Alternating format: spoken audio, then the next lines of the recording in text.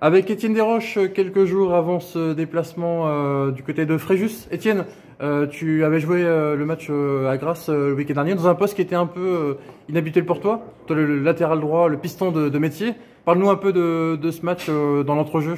Oh, bah, ça s'est plutôt bien passé. Voilà, j'ai eu besoin aussi de reprendre quelques repères. Mais voilà, je me suis plutôt bien senti dans ce rôle. C'est un rôle que je connaissais parce que j'ai été formé à ce poste. Donc voilà, c'était pas tout nouveau non plus, mais aussi besoin de retrouver quelques repères. Mais voilà, dans l'ensemble, ça s'est plutôt bien passé. Je suis plutôt satisfait de la prestation, même si malheureusement, on n'a pas pu ramener les 3 points. Bon, tu es figure presque d'ancien maintenant au sein du club, au sein de l'équipe. Est-ce que dans la période qu'on traverse actuellement, un peu moins bien en termes de points, est-ce que ça te fait prendre un peu plus la parole? Enfin, comment tu vis un peu cette situation? Non, pas forcément. Après, je garde mon rôle. Voilà, il y a pas le feu au lac, comme on dit. On n'est qu'à la troisième journée, donc on voit le groupe vit bien. Donc toujours garder de la sérénité le plus possible. Voilà, c'est ça. Le groupe vit bien. Il faut qu'on continue à travailler. On est conscient que voilà, il va falloir prendre des points, mais voilà, on va pas tout jeter et commencer à mettre le feu. Donc non, on est serein et puis on continue à travailler en étant conscient qu'il faut prendre des points. Bon, et puis ce week-end de déplacement à nouveau dans le sud-est, à Fréjus, pardon. Oui. Encore une vingtaine d'heures dans le bus couchette.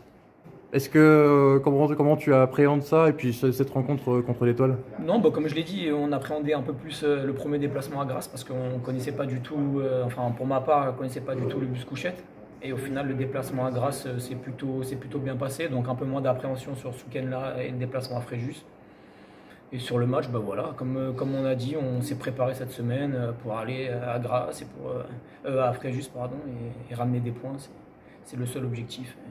D'ailleurs, dernière question pour finir, est-ce que quand on est joueur de N2, est-ce que avant un déplacement aussi loin, on prend le temps de dormir plus la semaine? Enfin, est-ce qu'on adapte un peu sa routine ou pas trop au final? Non, pas forcément. Après, moi, personnellement, je suis un joueur qui dort beaucoup, qui dort tôt. Donc je ne vais pas forcément changer ma routine.